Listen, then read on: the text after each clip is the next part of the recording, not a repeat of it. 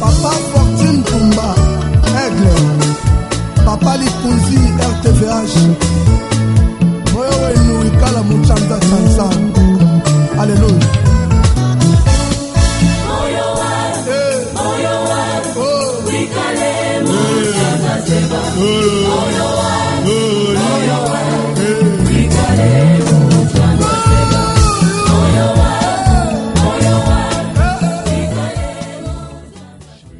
Bisika nyonso ozali kolanda biso kimia na wenzambe ezala partage na yo zana Kinshasa, zana Brazzaville, Bakongo, Bandundu, Afrique, pe Europe, Amérique, Asie, Océanie, mokili mobimba bisiko zolanda biso ambola yo ekomi ngonga wapi tokenda kolanda émission Dieu existe. Dieu existe ezali émission présenté par votre serviteur Jean-Pierre Moussessé au Tobengi na kombo ya papa Likonzi. Oui bien aimé, mikolo uti koleka tobandaki thème moko tozo aborder thème monene ou tozo aborder tozo lobela sur la prière de la foi, la prière de la foi, le sambo ya kondima oyo ezalaka bikamwa epesaka bikamwa lo sambo ya kondima oyo ezwaka biano. La fois passée tolobelaki sous thème o tolobaki sur sous thème tolobelaki la fois dernière tolobaki sur ôter la pierre longola libanga d'abord dans le samba kondima bien nommé tolobaki était la prière. Toute prière que nous adressons à Dieu doit avoir comme soubassement, comme fondement la foi kondima. Ce que vous semblez sans la foi, bien aimé, ils ont passé. Parce que Bible Zoloba, na passage phare na biso na Hébreux chapitre 11 verset 6. Or, sans la foi, il est impossible de lui être agréable. Car il faut que celui qui s'approche de Dieu croit que Dieu existe et qu'il est le rémunérateur de ceux qui les cherchent. Donc, kondima esengeli ezala fondement to fondation ya lo sambo. Bien aimé, prière et salimi na kati ya kondima ezwaka toujours biano. Voilà, les loto koyeba na ko aborder sous thème mususu. La fois passée qui ôter la pierre dans longola libanga. Bien aimé, le sambo nyonso soko lingo longa soko lingi nzambe ayanola esengeli olongola nano doute to bengi libanga lokola doute tango zo sambela yo moko oza sûreté na lo sambo zo sala eza mwa pasi ozo biano yo moko zo douter na prière ozo sala eza mwa pasi obuka mbuma lo sambo wana. C'est pourquoi tolobi moko na belema o etufaka lo sambo moko na belema oyo empêchaka nzambe ayanola to lo sambo no ebute pa na nzambe ezali doute. Yo moko zo sambe za sûreté na lo sambo zo sala. Bien aimé, réponse est cause à la moi passi. C'est pourquoi quand nous prions, nous devons avoir la foi. Nous devons bannir le doute na katina biso. Tikete nzambe na lola apambola bino. Nous allons prier avant de aborder sous thème ya lelo. Éternel notre Dieu, nzambe na nguya nyonso. Tikete lokumo ezonge pana yo pona pema na bomo yo pesi biso. Père éternel, to tondio pour na bandeko bazolanda biso na ngonga oyo disposer entendement na bango po bal yoka biso. Père éternel, tika ngolu na yo, grâce na yo accompagner biso pendant ces quelques minutes otokoyeba na kwe partager na bandeko otokoyeba na ko sambele longo na bandeko tikete lokumu ezonge pa na yo Yahweh ozala au centre ya nyonso molimo na yo akamba biso nyonso ko solo ezala guidé propulsé par le Saint-Esprit rien que pour la gloire na yo ne te bondeli bona kombo na Yesu. Amen. Oui bien aimé, c'est l'émission Dieu existe. Tolobi tozuango na passage phare na biso ezali Hébreux chapitre 11 verset 6. Or sans la foi il est impossible d'être agréable à Dieu car il faut que mutu nyonso azopusa ne pa na nzambe. Celui qui s'approche de Dieu doit croire que Dieu existe et qu'il est le rémunérateur de ceux qui les cherchent. Merci nandongo pesi so matoi ndeko nze mwana okatango okupesa ngo moko tanto banda prière nde tokoyoka ngo me tikala no calme batu balanda nanu otokoloba. Lelo bien nommé na kolinga tolobela sous thème moko toujours na kati ya thème la prière de la foi na kolinga tolobela la prière selon la volonté de Dieu. Lo sambo nyonso ekomake pa na Nzambe te. Prière nyonso ko sala bien aimé parce que balobito sambelo fuka mpo sambeli. Prière musu ezalaka makelele na matoyi na Nzambe. Oh, prière nde efsengele salema selon la volonté de Dieu. De sous thème tokolobe alelo, la prière selon la volonté de Dieu. La prière selon sa volonté. Wana to tangi na mukana na 1 Jean chapitre 5 verset 14. 1 Jean chapitre 5 verset 14 à 15. Bible Zoloba. Nous avons auprès de lui cette assurance que si nous demandons quelque chose selon sa volonté, il nous écoute. Nous avons auprès de lui cette assurance que si nous demandons quelque chose selon sa volonté, il nous écoute. Tozali na elikia epa na Nzambe, tozali na kosukisama epa na Nzambe ke soki tozo senge loko songolo epa na Nzambe kolandisa volonté na Nzambe azali koyoka biso. Et si nous savons qu'il nous écoute, quelque chose que nous demandions, nous savons que nous possédons la chose que nous lui avons demandé. Dans Louis II, version Scofield, et si nous savons qu'il nous écoute, nous savons aussi que nous avons reçu la chose que nous lui avons demandé, quelle qu'elle soit. Ezala nini ata osenge mapata. Soko sembeli selon volonté na Nzambe. Bible zolobete sukisamete ososimbi eloko osenge panae. Bien aimé, sengeli to ça la part des choses entre la volonté de Dieu, entre la volonté, toujours dans le terme, c'est quoi la volonté? La volonté. Il faut faire la part des choses dans la volonté et le souhait. Peut-être que cause à l'okoba synonyme, mais surtout continue à profondeur, au comprendre que ça bilobi balé que c'est. La volonté, souhait, est-ce que ça est loko moko? Surtout que moi musika, to me ko réfléchir ensemble, yo nanga to analyser. Souhait, et cause nini? Souhait na Nzambe. Quelque part, Nzamba Zolobete, je souhaite que tu prospères à tous égards. Sois en bonne santé. Comme prospère l'état de ton âme. Waneza souhait na Nzambe. Et c'est quoi la volonté de Dieu maintenant? Souhait, et cause pour ça, nazan liké, nazan souhait, nazan kanisa, nazan lika musongolo. Et je prends un exemple. Nazan souhait, que nazo déplacé, na fona déplacé quelque part, fana que matadi. Na ke tambula na matadi, na découvrir pe matadi pour la première fois. Et ça souhait, j'ai mis un souhait. Je dois, na fona kende matadi, na tambula me na mona matadi. Na souhaité na kende na matadi. Mais, na zangi mbongo te okende matadi. Na zangi mbongo ya bisi te, na zangi mbongo ya séjour te. Na zanlango, mais na kete. Mais na souhaité ko kende, mais na kena ngate. Qu'est-ce qui me manque maintenant au Ken? Et là, ko sala ke na kende matadi, c'est ce qu'on appelle la volonté. Na sana makoki nyonso, na su courage wana, na telemi na bina zo kende. Wande volonté. Nana mbongo nana nyonso me volonté ko kende, ezate. Na sana souhait ko kende, na sali souhait, je souhaite ko kende, mais volonté ezate. Do ya mi biloko mi baleke seni. Période moko na lobi anga fona découvrir Jobo.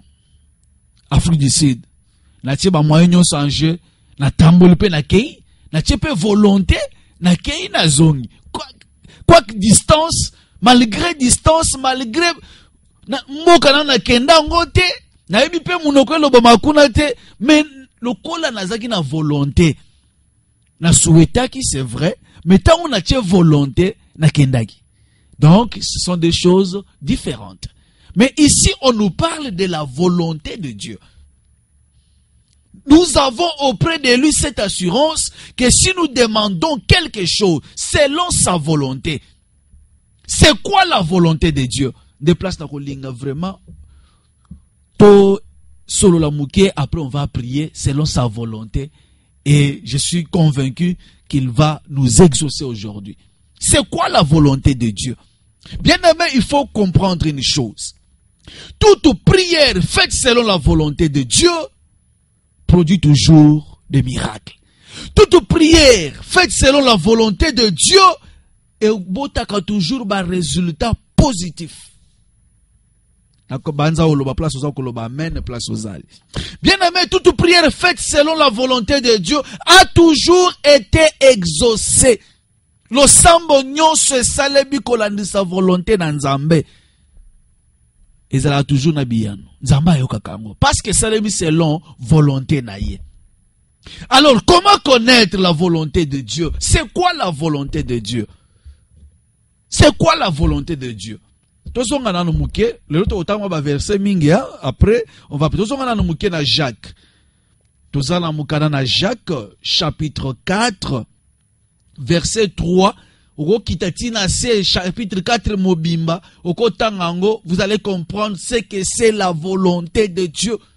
Zamba linga kanini. C'est quoi la volonté de Dieu? Bien aimé, quelque part, Bible zolobete, notre Dieu n'exauce pas la prière d'un pécheur. Mosumu ki nzamba yo kaka lo sambo na yete. Donc pour nzamba yo kaka lo sambo na yo, faut pas osa la musumu ki. Au moins on okota muke volonté na nzambe. Toujours na Jacques chapitre 4 verset 3 tozo kita. Bible zoloba, vous demandez et vous ne recevez pas parce que vous demandez mal. Bozo senga bozo zoate parce que bozo senga mabe. C'est-à-dire bozo senga en dehors ya volonté nanzambe. Bozo senga mabe donc bozo senga en dehors ya volonté nanzambe. Vous demandez et vous ne recevez pas parce que vous demandez mal. Dans le but de satisfaire vos besoins. Dans le but de satisfaire vos besoins. Tant que bozo senga pour satisfaire vos besoins na ezana kata volonté nanzambe te. Oko senga nzamba ko pesa te. Bible verset 4. Adultères que vous êtes, ne savez-vous pas que l'amour du monde est inimitié contre Dieu? Celui donc qui veut être ami du monde se rend ennemi de Dieu. Olingi nzamba ka lo sambo na yo. Kozala ami du monde te. Bien aimé, message à boye une église est à la kasute. La repentance. Voilà ce qui englobe. Mwana na nzambe sengeli azala en bon terme na nzambe. Soko za en bon terme na nzambe, ozotambola selon volonté na nzambe. Message o tango ekote ma église bato balingite wana message nini ya condamnation. Wana message nini ya lakisa nini? Est-ce que yende musantu? Message abongo yena ngo oh. Net au moni lelo na l'église miracle les a susute. Les gens prient mais bazo zwa réponse de. Bato bazo sambela mingi mais exaucement exalté. Muto tamboli bo soto libanda aye na église a matina cher a modéré, a matina cher a tei. Amen amen amen. Bo cha offrande abimi a kei. Et comme le kola to message na nzambe. Bien aimé, le monde est à secouer. Tozo mona moko te ba prophète yoso bana oganga ngande big prophet ngande soki nani ngande na voyage kana kenda ke pa na nzambe voyage mystique abimaka ke to moni bango te hein bazo bisa biso te mukolo coronavirus ekosila ba yebisi biso ngote tozo yokango te ba scientifique bazo tatone ba to mayela monde bazo tatone ba prophète to moni bango te ba pasteur to zate nzamba lingata lisa grandeur na ye. Nzamba lingata sabiso ke mutu esengeli to zongela nzambe. Église esengeli to kita, to fuka maliboso na nzambe. To bongisa na nzambe. C'est ça la volonté de Dieu. Olingo sambela ozwa réponse kita. Bongisa na nzambe. Tala vie na yo. Mais ebele lelo malgré confinement, bango bazaya ko sala, olia ko sambela, bango bakumo vana bakwe masolo ezangatine. Amona mutu alekate. Abia wana leka bondeni omoni ser wana alata alliance wana alliance ya munyato ba fio comme ka bo alati na alliance ya munyato abala na ete do ovandika bandi lisolo yayo betelo lisolo ke na bala kana nebo na zamu ayo betelo lisolo etalio muto aleka bo botonge asonga bo botonge do masolo okangisa olia koluke longi na nzambe période on nzamba pesi biso bien aimé poto bongisa nae ezata nzamba pesi biso nous avons du temps ya ko sambela ofandi na ndako eloko kosala eza te nzamba pesi o temps oluka ye temps obongisa na ye nzamba pesi biso temps ya komikitisa kosambela kobongisa intimité na biso na nzambe et à ce moment là prière nyonso kosala nzamba koyoka. Voilà la prière qui doit être faite selon la volonté de Dieu. Tozo qui t'a susumuke bien aimé. Bible zoloba, croyez-vous que l'écriture parle en vain? Ozoka nisete lo sambo maloba oyo makomi oyo zoloba pamba. C'est avec jalousie que Dieu chérit l'esprit qui l'a fait habiter en vous. C'est avec jalousie Nzambe azo chérir Nzambe akajolaka molimo achakati na yo. Nzoto na biso temple na Nzambe Saint-Esprit vandi mais nzoto ngo esala kama sumu nzoto ngo esala kekobo nzoto ngo esala kama makambo ezanga tina après oyo osala ofuka Nzambe longola maladi longola te parce qu'il y a le péché en toi. Soumettez-vous donc à Dieu. Résistez au diable et il fuira loin de vous. Soumettez-vous à Dieu. Bible zolobete. Il accorde au contraire une grâce plus excellente. C'est pourquoi l'écriture dit Dieu résiste aux orgueilleux et fait grâce aux humbles. Denazote ya boy ovimbisi mapekolobi ya lakisani nango yende musanto orgueil. Na minute toza posa orgueil na yote to mikitisa liboso na Nzambe. Tu veux que Dieu écoute ta prière, mikitisa. Toza posa te Nzambe ayoka biso bien aimé, to buka mabolongo, to senga mawana Nzambe, to bebisi tango molai. To kosela batu ba problème.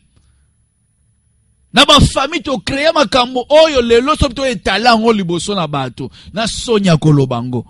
C'est le temps to mikitisa liboso na Nzambe. C'est le temps to bongisa na Nzambe. To créer intimité oyo. To kolisa bomoko na Nzambe. To koma vraiment entre biso na Nzambe barrière ezala lisusu te.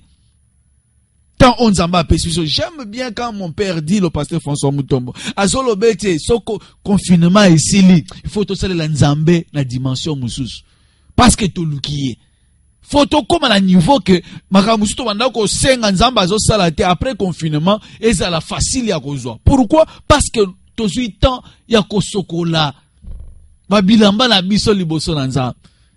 Bible solo bete Nzambe na biso aza esprit, aza boule, aza musantu.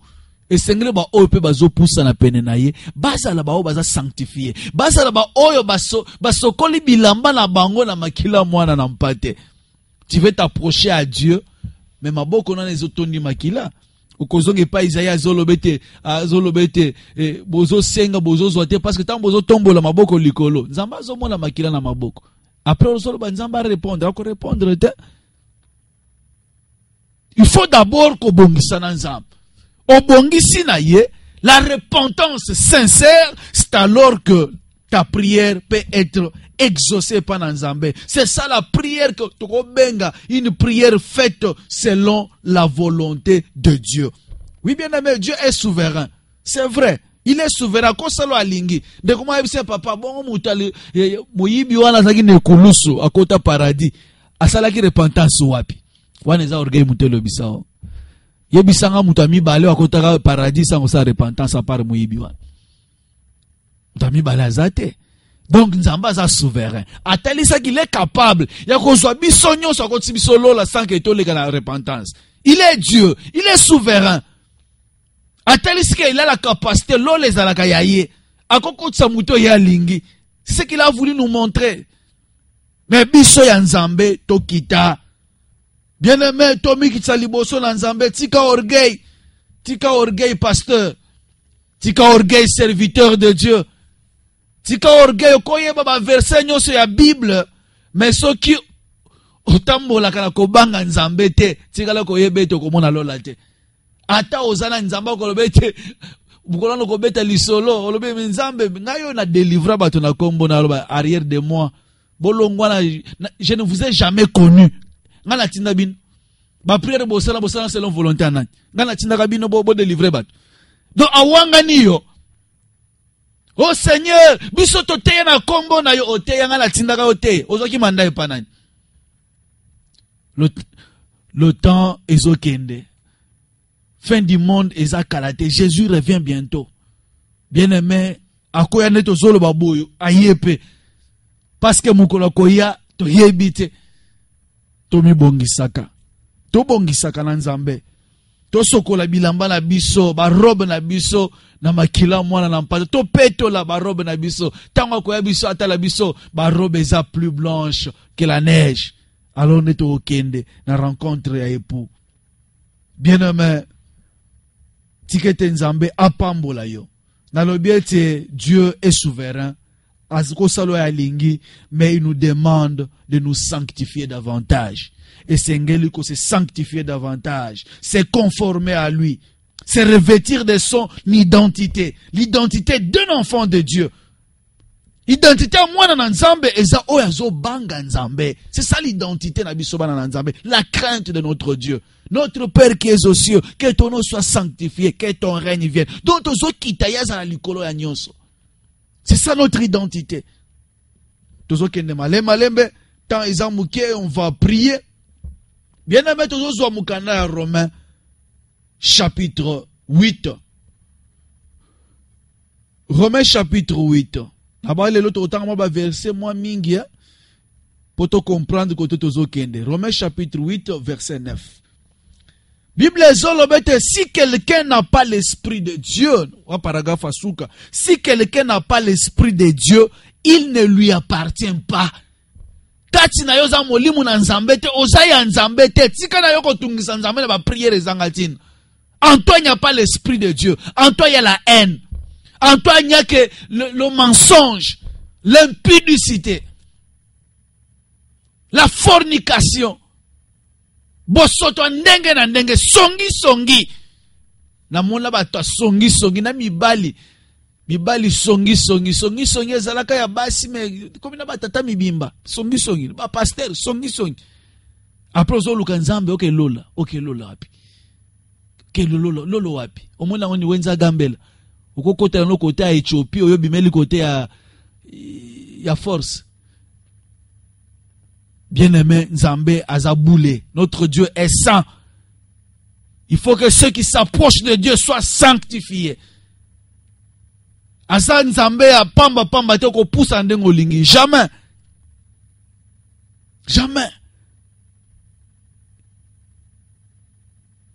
Quelqu'un qui n'a pas l'esprit de Dieu, il ne lui appartient pas. On nous en a Romains chapitre 8, verset 9. Verset 9. Pour vous ne vivez pas selon la chair, mais selon l'esprit. Si du moins l'esprit de Dieu habite en vous, si quelqu'un n'a pas l'esprit de Dieu, il ne lui appartient pas. Bien-aimé, la prière faite selon la volonté de Dieu, c'est une prière de la foi. Or, celui qui a la foi en Jésus-Christ doit marcher selon l'esprit. Je dis bien l'esprit avec E majuscule. Doit marcher selon l'esprit. Celui qui a la foi en Christ doit marcher selon l'esprit. Au côté qui yendite. Moya lelo bien-aimé, malade des autres tamboula na mokil. Je m'en fous. Ba pesa ba mesure barrière malade ngwa ona kineza na hote ba ko sabiso. Donc yoza oza yanke. Nzamba loba olinko yokate. Ba pasteur bate olinko yokate. Ba konzi ba pesa mi so yoza nani. Tolo banan yoza nani. Oleki batu nyoso na mayel.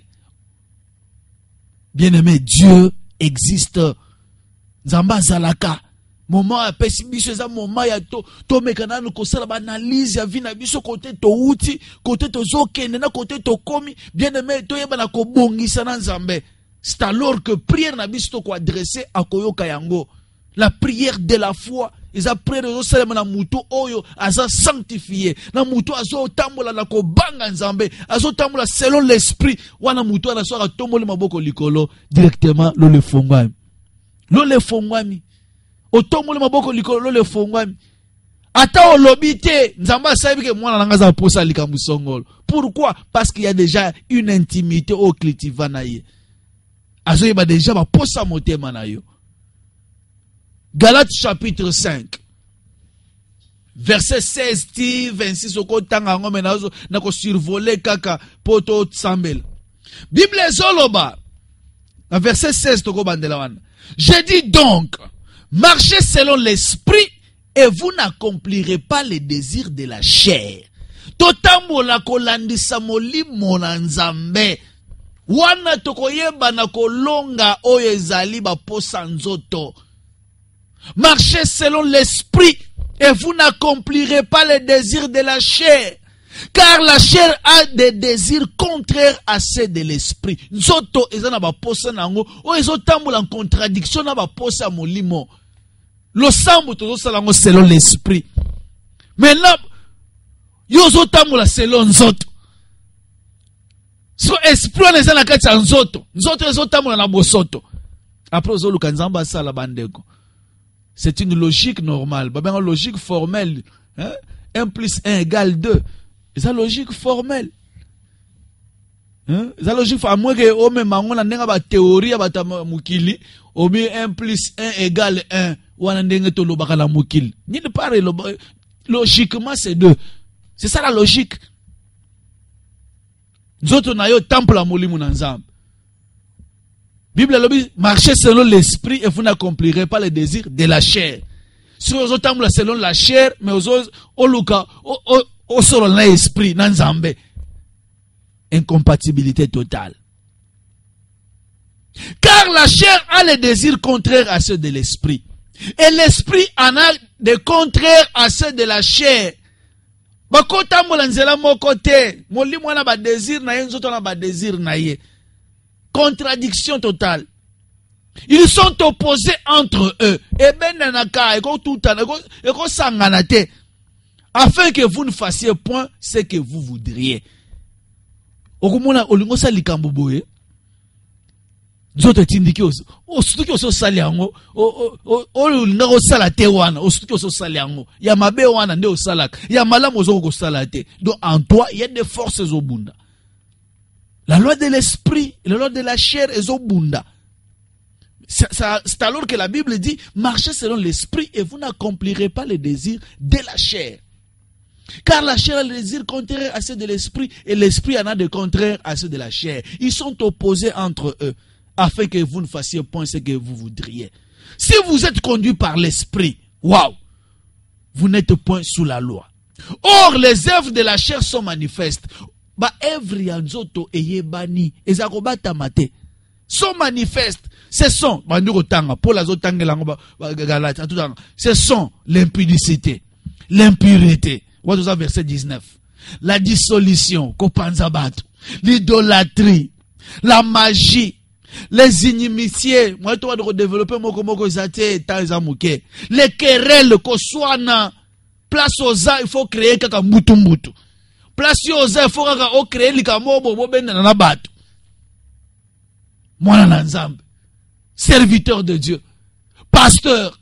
Yo créaka confusion. Songi sonyo panzaka bato. Voilà babenya les œuvres de la chair. Nzoto. Okomona lola te. Wana nzoto.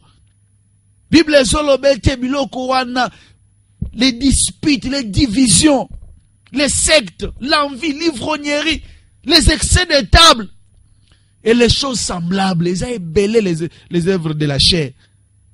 Je vous dis d'avance, voilà Paul a insisté, je vous dis d'avance, comme je l'ai déjà dit, que ceux qui commettent de telles choses n'hériteront point le royaume de Dieu.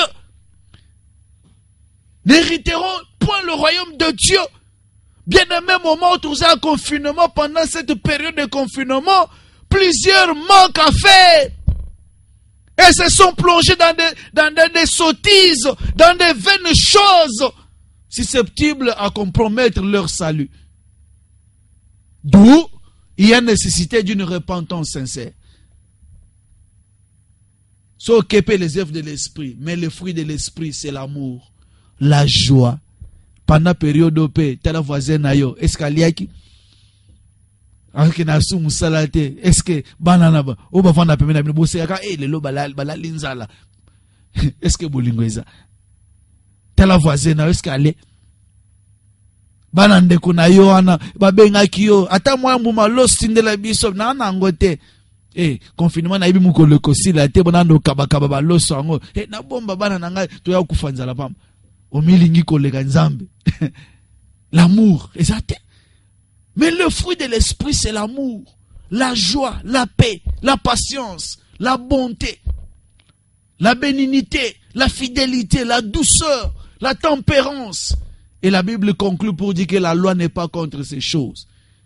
Ceux qui sont à Jésus-Christ ont crucifié la chair avec ses passions et ses désirs. Bapo sanzote sengelito ye babio ba ndimela Yesu ba oya nzambe basiba babaka bapo sanzote ne kulusu période o bien aimé za période de sengelito bongisa na nzambe eza période to mikitsa liboso na nzambe et sengeli tant to se sanctifier davantage pour être prière na biso écoute na barrière mon côté le sambu toko sala écoute na obstacle mon côté. Tozonga kati na biso moko na moko azonga kati na ye. Et loko nini cause les ont empêché nzamba yoka lo sambo na yo. Bien aimé, monde entier to sangani, tozo sambela. Parce que le sambo ezaka na Kinshasa te. Nous prions le monde entier na minute oyo bien aimé, soto to sala statistique ya bato ba o sambela. Tokoza la 80% ya bato ba o sambela na minute pona likambo ezu mokili. Mais nzamba zo yoka te pona ni. Réponse ezo ya te pona. Ata prophète moko ta telemi nga na une révélation Dieu m'a parlé après na ba signe. To moni yete. Nzamba zo ka biso te pona ni. To bongisa na nzambe. To bongisa na nzambe. Il y a nécessité à cause de la repentance sincère. Chacun de nous doit refaire son chemin avec Christ en vue d'entrer dans sa volonté. To ta ka volonté na nzambe. Afin de bénéficier de l'exaucement de nos prières. La prière selon la volonté de Dieu.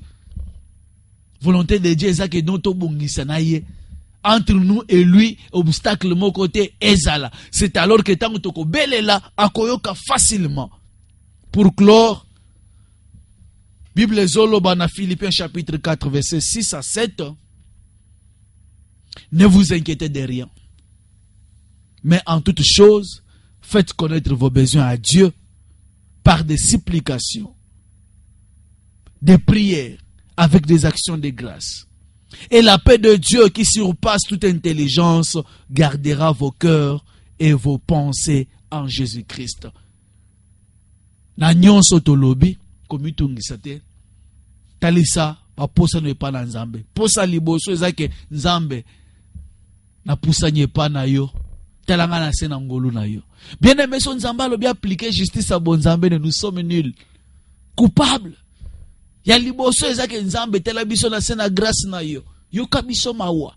To sumuki, to baby saki na yo. To kanisaki biso to leki yo. To tambola ki selon zoto. To tambwisi makanisa biso selon la chair. To sumuki na be kobo. To sumuki. To baby saki na yo nzambe. To zonge pa na yo limbisa biso. Sincèrement bien aimé, nzamba yo kaka. Ako limbisa. Sincèrement bien aimé, omikiti si liboso na nzambe. Na hypocrisie te, nzamba ako yoka. Ako sikola yo.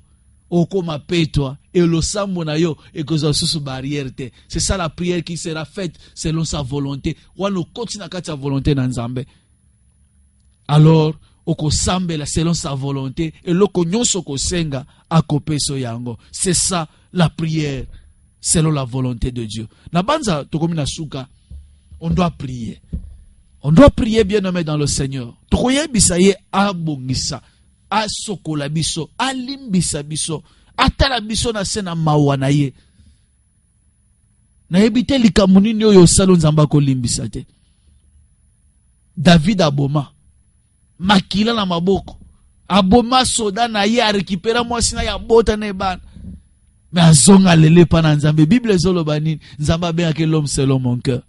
Pe Nzamba limbisa ye. Que Dieu nous pardonne. Na ngonyos to sala. Bambeba tout to sala. Masumu nyos to kometa. Que Dieu nous pardonne. De place tozo bandel. Ozo tombola mongongo na yo. Ozo sambela.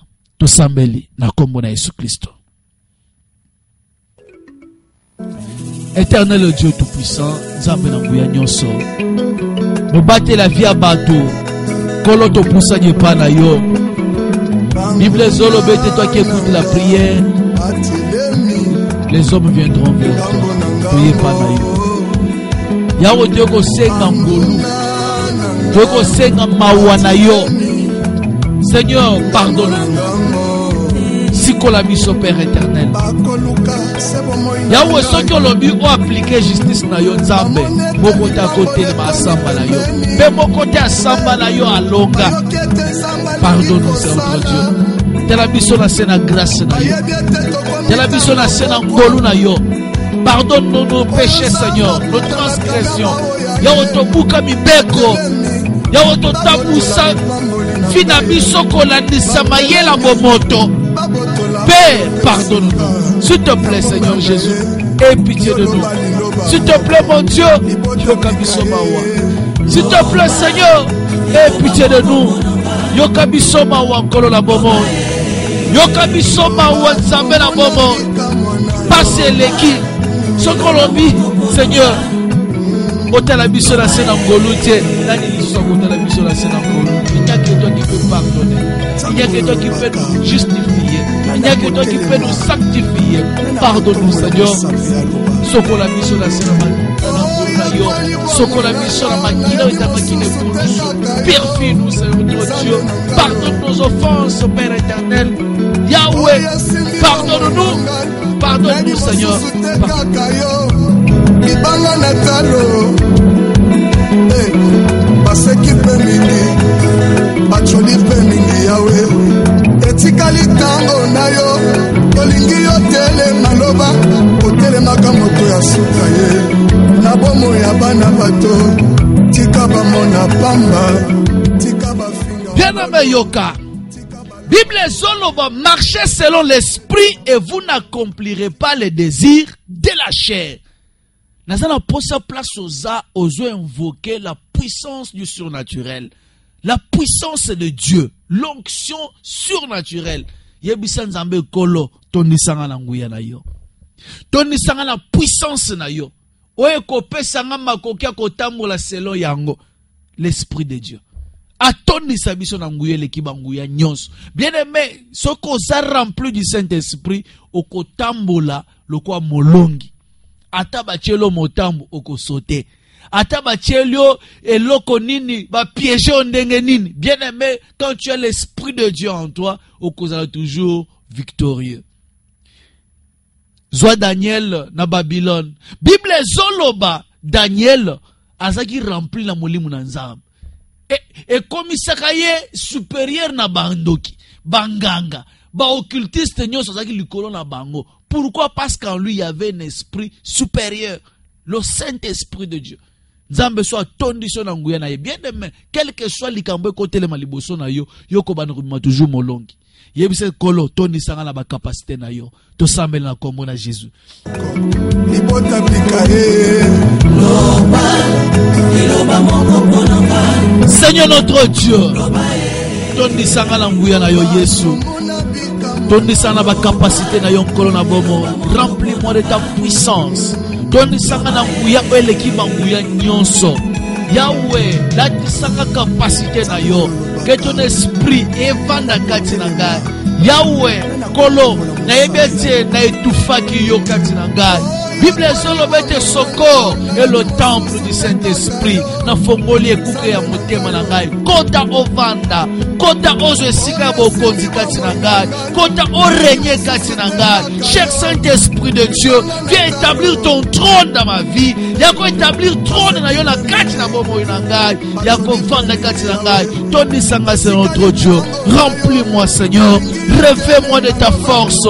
Toni sanga na nguya na yo. Dans la mesure, il faut surmonter vos obstacles, il faut surmonter ma tentation, il faut surmonter ma piège, au Père éternel. Période Oyo, Yahweh, etika la souvenir ya vie nangai, que sa période wapi na mata dimension na makambo na Nzambe. Père, remplis-moi, Seigneur, refais-moi, Seigneur, na nguya na yo, tondi sanga nkolo na bombo, tondi sanga na nguya lekiba nguya nyonso, tondi sanga na bakapasite na yo Nzambe na nguya, tondi sanga na molimo na yo Yesu, vanda kati na ngai, tondi sangai, vanda kati na ngai, tonna kati na ngai, viens communier avec moi, cher Saint-Esprit de Dieu, viens communier avec moi, cher Saint-Esprit de Dieu, yako établir trop de nos kati na ngai, Nzambe na bomoy, Nzambe le longa, Nzambe asala kama kambo ele kila kabatu, yako renye kati na ngai, yako vanda kati na ngai, yako tondi sama kati na ngai, oh Jésus.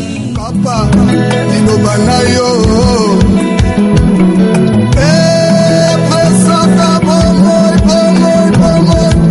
yana wana se, natale la nani, natale likata yo yaya, musunga toka maseyo, liloba na yo nazozela, atamokili basi balobi, atwakati basi balobi, libota basi balobi. Bien-aimé yoka, gongeza muke tozokende na lombango.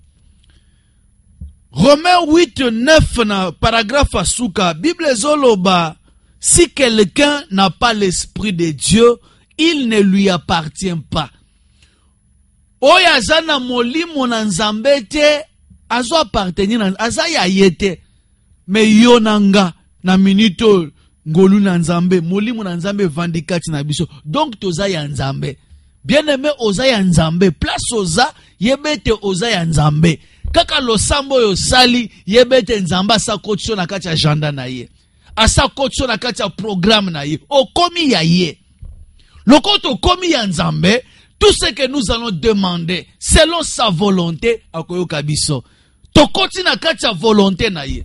Tokoti na kati ya bonzambe na ye. Tokomi ya ye.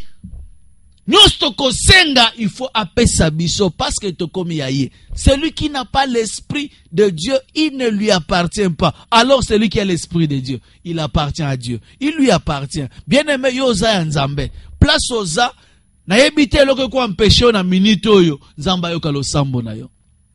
Obstacle mo côté masuna entre yo na Nzambe. Kaka na prière osali yo mona ngo mukuse me e fongolelo porte monene liboso na Nzambe. Repentance au sale, ba requête au sambel, et fongole le porte liboso na eza pole. Oza lozo bela, oza loza wapi, oza problème nini na minito bien aimé porte eza polele. Yebisa Nzambe problème na yo. Nini tungisaka yo. Problème no koza nango zo ya posa Nzambe asala. Et puis Nzambo tozo belela nga na yo, aza Nzamba bilembo. Senga yo zo senga. Nazo peso comme lembo. Kaka uzo kangamiso uzo lala après prière ao Zamba zota liso likam oyo ko changer vie na yo oyo ko kamusa yo tombola maboko likolo yebisa Nzambe problème na yo yebise soki Nzamba bota bien aimé Nzamba fongola mabota oumeli pe tangu molai taliba lezo ninga nete panzana mais Nzambe ana akocha mwana na libumu na yo te aza capable ya kopesa yo bana aza capable ya kopesa musala, aza capable ya kofongola banzela, aza capable ya kolongola maladie kati na yo, aza capable ya arrêter même COVID-19 et tellement makambo ezonga normal parce qu'il est Dieu. Yebisa ye problème na yo to sambela na kombo na Jésus. Éternel Dieu tout puissant, Nzambe na nguya nyonso. Kolola bombo na seko to pusanye pana yo moyo kina lo sambo. Yahweh, Bible Zolobete, nous avons auprès de toi cette assurance que si nous demandons quelque chose selon ta volonté, tu nous écoutes. Seigneur, ton bongisi na yo. Yahweh, ton bongisi, peut on dit sur la présence na yo, Seigneur. Laisse que prière moyo et comme appel à ma na yo et zo pebia nza. Yahweh babeli, mazobele le pana yo. Yahweh babeli le pana yo, Seigneur. Jehovah Rapha, le Dieu qui guérit, c'est toi. Yahweh, moi c'est combat, oya zobele le pana yo. Zambo achabana, ochabana na libumu ya ade na yo. Ochabana libumu ya Sara, aleka menopause, eza yo Yesu bongwanite. Yahweh yaka, Yaka kolola bomo. Opangu sapinzoli ya balana yo. Yaka kolola bomo. Opangu sapinzoli ezolela. Opangu sapinzoli ezokite na miso ya balana yo. Yaka kolola bomo. Pe olongo la stabilité ou la vie à papa. Longo la stabilité. Longo la vie à passer. Où est allé imposer. Makamo makas. Où est allé imposer. Seigneur, descends. Seigneur, agis. Yahweh kita. Yahweh sala. Zambe la bomo. Obonganité. Dieu le même Dieu. Zambo ma belle la Bible. Yadola osa le même. Obonganité Seigneur. Agis en roi Père éternel. Yahweh te belle la yo. Natongwa lelo. Te belle la yo. Yahweh kita. Au Kangola. Yahweh kita. Au transformer vie à partout. Yahweh kita. Au délivrer. Au basé dans ma boloko. Satana. Père descend. Agis. Kita au Kangola, Seigneur notre Père. Moi qui les sois en possession, ya osa capable, ya kolongo la maladie dans le monde, osa capable de téléviser hémorragie, osa capable de transformer nyonso nzambe na bomo. Te poussanye pas na yonkolo, agis en roi Seigneur. Au bon mon Dieu, mon roi. Tu es le Dieu qui exauce la prière. Tu es le Dieu qui écoute la prière. Nzambe sera mokamwa, ukirebe de nzambe, wale kiba nzambe nyonso. Merci Seigneur Jésus.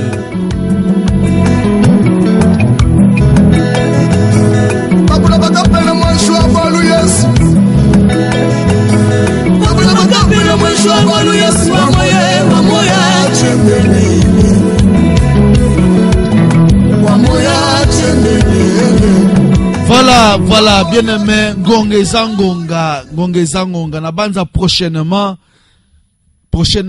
tokoloba pendant 10-15 minutes, to tikika bareketa prière, to sambeli. Parce que prière n'est, c'est que les prières n'est clé à délivrance ya vie à batu.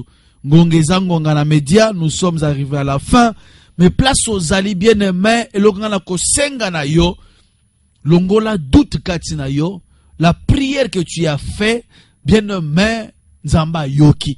La prière que tu as faite, bien-aimé, Nzambe Ayoki Yango. Ce que je peux faire maintenant, ils allaient confirmer le sambo na yo. Je vais prier pour 2-3 cas. 2-3 cas. Otoko sambe la pona yango. To yebisa Nzambe maloba. To c'est les prières au sali. 2-3 appels et on clôture. 099 828 1889. Tu appelles à WhatsApp pour que tu message na yo. On va continuer à prier pour toi. 099 828 1889. 099 828 1889. Ticket Nzambe na lola aeba na ko kangola yo place oza. Nzambe na lola aeba na kolongola milelo ezakati na yo. Il est Dieu. Amis, ne vous inquiétez de rien. Mais en toute chose, faites connaître vos besoins à Dieu par des prières, des supplications, avec des actions de grâce. Okobenga pe malamo ba no komisa Nzambe. Ngala komisa Nzambe parce que yoki lo sambo nanga. Ils ont action de grâce. Okobenga olobi papa loba li loba to lobi pe maloba Nzambe à prendre acte. To komina suka. To yamba des appels 099 828 1889. C'est quoi ton problème? On va sceller la prière. 099 828 1889. Topé otiki requête na yo na WhatsApp, otiki message na WhatsApp. Tokoyoka pe toko sambela po na yango tika message na yo. Pe tozo pambola Nzambe nande kumwa tinda biso message. Abinzamba pambola bino papa lo sambo na bino yokanaki ndeko nanga ozalaki na bonbonne na kati na appareil à respiration na France abimi na appareil à respiration Nzamba zolokum prière kangolaka ndeko na bengi chaque fois to sambela kazoti na requête wana et on prie ndeko nanga za na kati ya bonbonne ndeko nanga za na kati ya appareil à respiration papa boloba maloba lelo abimi lokumu ezonge pa na Nzambe gloire ezonge pa na Nzambe 099 828 1889 099 828 1889 Tokomina Souka. Et on va prier pour te clôturer Ngonga et Zangonga. On me signale déjà que Tokomina Souka. Bien aimé, prions. Tosambela. Seigneur notre Dieu, Nzambe na nguya nyonso, moeki na losambo na batu ezayo, Père éternel. Tikete lokumu ezonge pana yo, paso ki losambo na batu. Kangola, babeli babika, bakangami bakangola, na kombo na Yesu bondeli. Amen. Wa tokomi na suka, ndekwazo insister. Allô? Allô, bonjour papa. Comment na yo benyo wapi?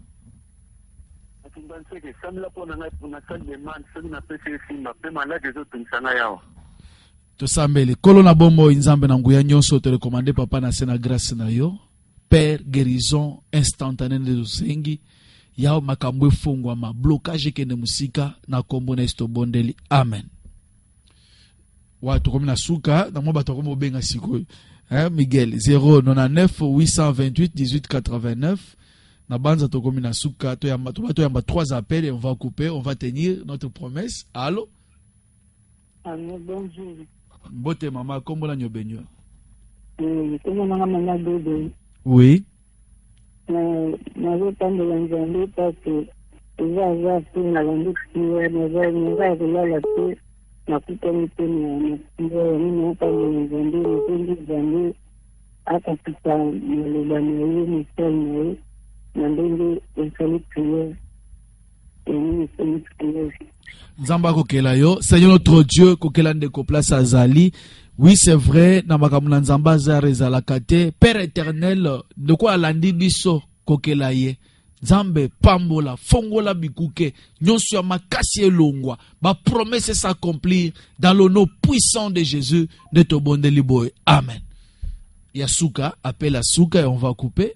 099 828 18 89. Donc moi ça kota ki makati to yambaye kaka 099 828 18 89. Okotika pe message na WhatsApp toko tanga toko sambela pona yango enzambe akoyeba na kopambola yo. Allô? Mbote kombo na nyobenyo. Le moment makasi peut changer position tozoko bien temps. Pour ma santé, Seigneur notre Dieu est en ta main. Na bomo yande ko José place azali santé ezotungisa ye mobiki sezayo. Père, Bible zolo bete na mapipi na yonde tozwaki lobiko. Tikete place aza guérison miracle kota na kati na nzoto na ye. Mi guérison instantanée kota. Nazo teleme la maladie. Quel que soit combo na yo malade. Kanga bisaka libère son corps dans le nom puissant de Jésus de to bondeli boy. Amen. Seigneur, to peso merci. Obandaki na biso pe osukisi na biso. Lokumu ezonge pa na yo. Yahweh, osepela kele kanande le kanyilelo. Tendre Père, te recommander émission prochaine entre tes saintes mains. Yomoko guide biso. Père, kokela ba oyayo bisika nyonso baza na posa kobenga na minito mengonge sengi boyete. Père éternel, kokela bango pambola bango babeli babika bakangami bakangola ma Seigneur notre Dieu basi bikomba bamema bana Père ba oyo batikala ko bonga te ba bonga parce que zali nzambo change ka vie ya bato lokumu ezonge pa na yo Père tozo senga ngolu na yo pe na monde Seigneur notre Dieu grâce na yo mawa na yo kitaliko na monde entier maladie oyo esila misale fongwa, misale zonga, mouvement et zonga na vie abat. Père éternel, parce que vous allez nzambe alliance, kokisa, bikamo na yo, alliance na yo, c'est notre Dieu, ils a été tous à yo. Kolo, yo kana ki olobete okoboma sumo kilite. Tendre Père na mai, jamais okoboma lisute. Yahweh maladie oy, et s'arrêter. Hémorragie oy, et téléma, parce que vous allez nzambe. Talisa bokasi na yo, talisa nguya na yo, na kombo na Yesu, ne to bondeli boy. Amen. Oui, merci. Na microphone ezaki wabino, Papa Jean-Pierre Moussese, alias Papa Likonzi. To sukeli a pona lelo, réalisation esimama ki na Miguel Nkongolo, ki mena wenzambe, eko kelabino, to kutani prochainement. Ciao. We